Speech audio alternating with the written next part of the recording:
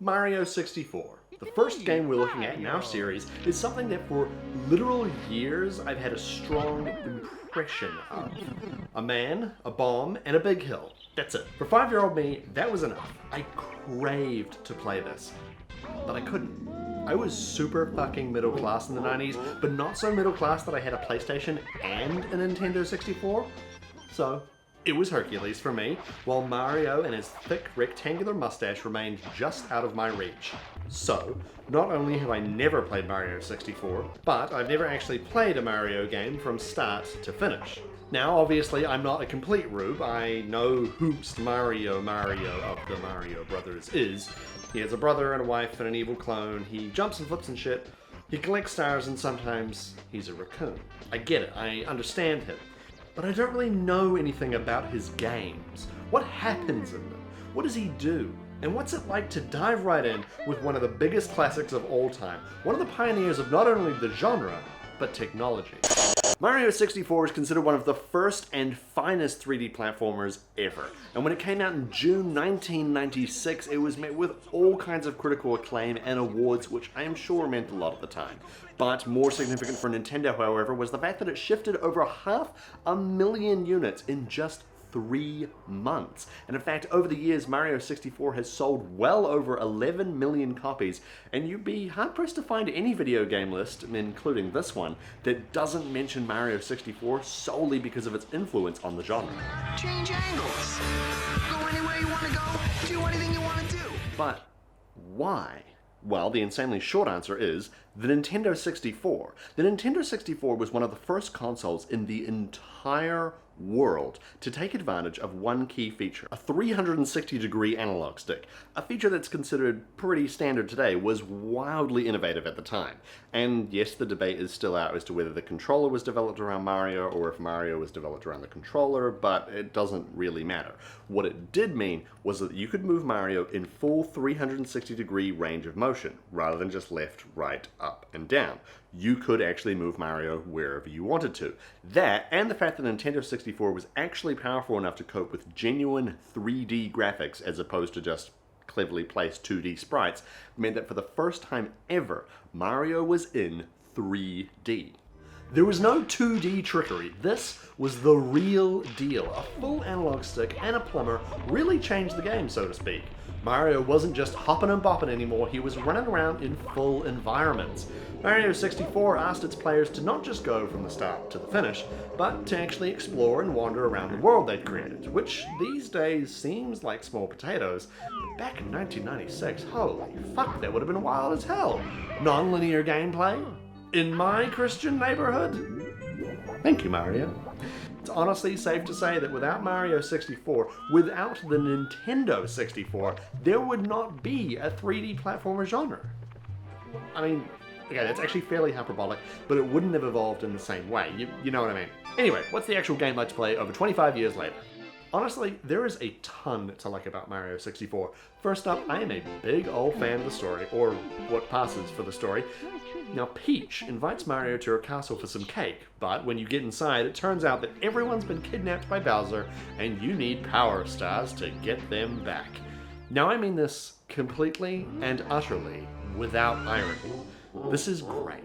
It's simple, and it takes less than a minute to set up, but by God, do I want to find Bowser and kick his ass. The man stole my cake, and honestly, that just won't stand. This isn't a bit. I think this hook is really good, and it really makes me want to dive right into the first level. Oh, and the levels. Oh boy, the levels. With the advent of 3D in a Mario game, like I said before, it's not just about the hoppin' and the boppin', it's about the exploring. Mario 64 flipped the script when it went into a 3D environment. Bob-omb Battlefield, Tall Mountain, Boo's Big Horn, every level in Mario 64 is based around exploration, not just reaching the end of an area. While you're running around, Mario has to pick up a bunch of stars that allow him to open up more areas of the castle so he can collect more stars, eventually find Bowser, and kick his ass. Each star is based around a kind of mission or objective, and the loading screen gives you a little hint as to what you need to do to find it. But to be honest, I mostly ignored them. Since the stars can be collected in almost any order, you can explore however you like. And honestly, it's just kind of fun to explore. The game obviously looks 25 years old, and that's just kind of a given, but the colors are vibrant, the art direction is strong, and everywhere feels really different. Part of playing a video game, to me at least, is that I should enjoy looking at things and finding things. And Mario 64 does that really well. There's interesting things to see and do all over the place. There are 2 different levels that are themed around ice, which might be too many, but they still feel different to play. Over the course of 15 different levels, I never felt like I was playing the same level again just because. I always felt like I was in a totally new and different world, which is exactly how I should feel. And now on top of that, the puzzle design and the platforming is, while not like 100% perfect, incredibly creative and interesting. I feel like someone back in the 90s actually sat down and thought about where every single one of these stars should go and just what exactly you needed to do to get them. Look, I'll admit I looked some of them up because I'm super dumb, but most of them I was pretty happy to just keep exploring and playing around to try and grab one more star. The levels are super well designed is what I'm saying here. Hardly earth-shattering stuff, but wow, they're solid. The next thing I'm about to say is going to sound insanely dumb on the face of it, but please believe me when I say I'm going somewhere with this. Video games should be fun to play. But Kieran, all video games should be fun to play. That's what they're designed for. True, thank you. But some games still suck ass, and that's also not quite what I mean.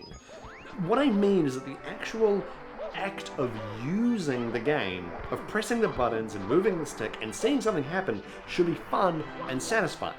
Some games are not fun to play. They don't feel good to use.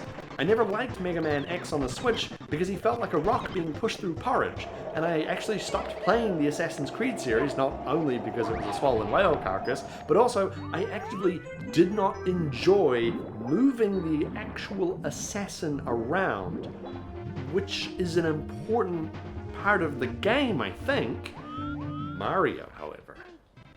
Mario is super fucking fun to run around as. He's light on his feet, he's quick, he jumps a satisfying amount, he can also backflip, do a long jump, pound his ass into the ground, and honestly, I came back to this game so often just because I really liked playing as Mario. He's fun to play, at his core. Now there's a big caveat to this, but I'll come back to it later. The level design is amazing, and the puzzles are satisfying, but what I would call the quote-unquote heart of the game, being Mario, is just plain fun. If this was just a linear platforming game and I was just hopping and bopping around, I would probably still have a lot of fun. This, to me, is the best part about this game. Mario feels great. The foundation is so solid that I played this game for 6 hours straight at one point, and I am not 12 years old anymore, so that was a big commitment, and I was really sore the next day.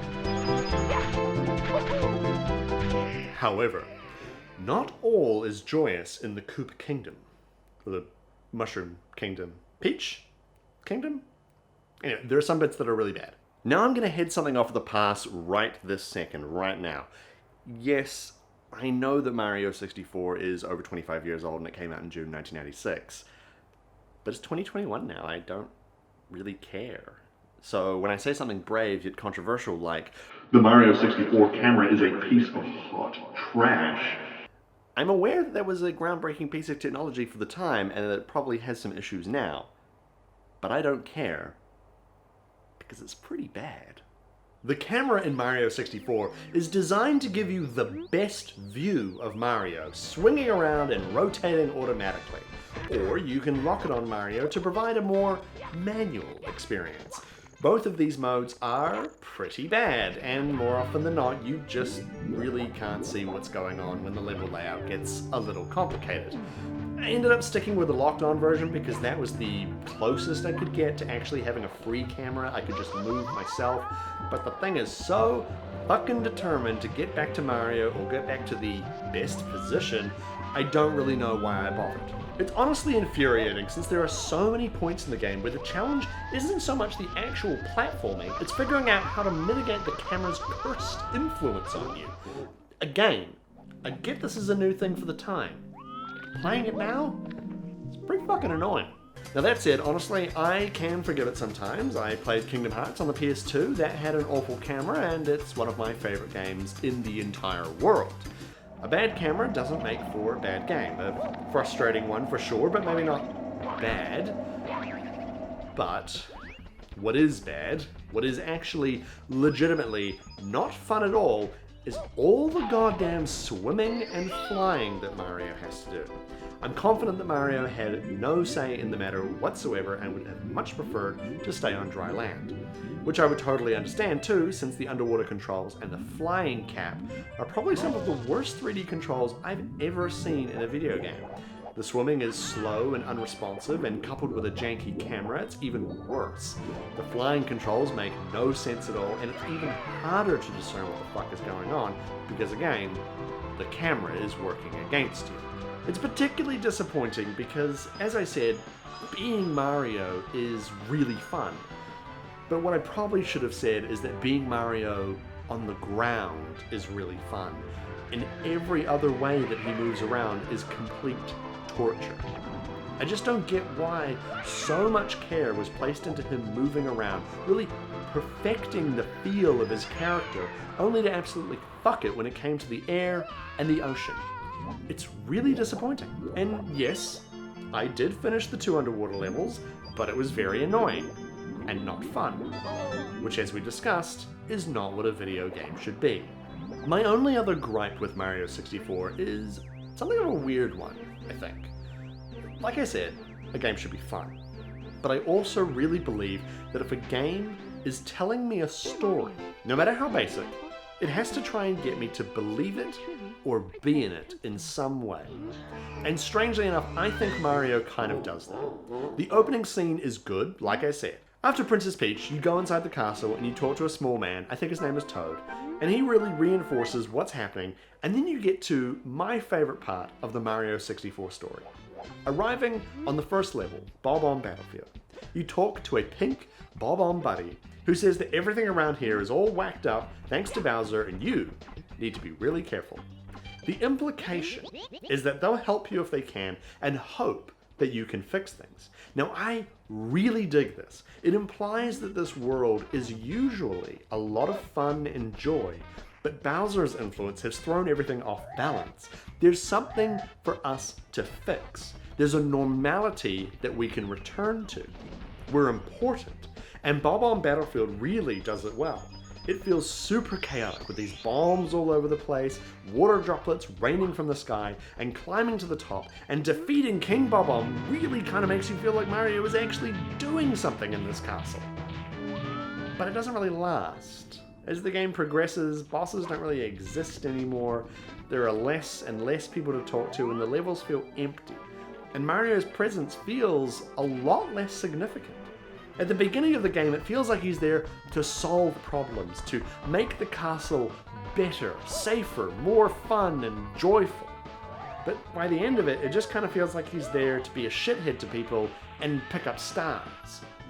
It feels weird to basically be whining that Mario 64 doesn't make me feel like my actions are significant, but it just feels kind of egregious considering how much setup there is in the beginning of the game. It feels like wasted potential. Now, I'm fully aware that I'm griping about a game that's over 25 years old at this point, and I could probably keep going about things that it does badly, and I could keep going about things that it does great, and more ways that it set the standard for the genre, but we're going a little bit long, so let's just get into final thoughts. Mario 64. Is it really worth playing in 2021? The answer is a little divided. I genuinely, without a doubt, see how Mario 64 completely and utterly shaped the genre and even technology of the time. It's really interesting going back and playing something that was so influential and actually understanding the beginning point of so many other video games. And let's be real, 11 million copies aren't wrong. The game is super fun. Those folks at Nintendo weren't fucking around when they made this, and it had the impact that it had not only because of advancements in technology, but because it was fun. All that said, these kinds of games, and really games in general, have come a long way in 25 years. There's a lot of rough edges here, and things that we take for granted today as being standards of the genre and just design in general were still being worked out and really in some ways pioneered. If anything, Mario 64 can provide a small amount of appreciation for how far things have come, while also recognizing where they came from.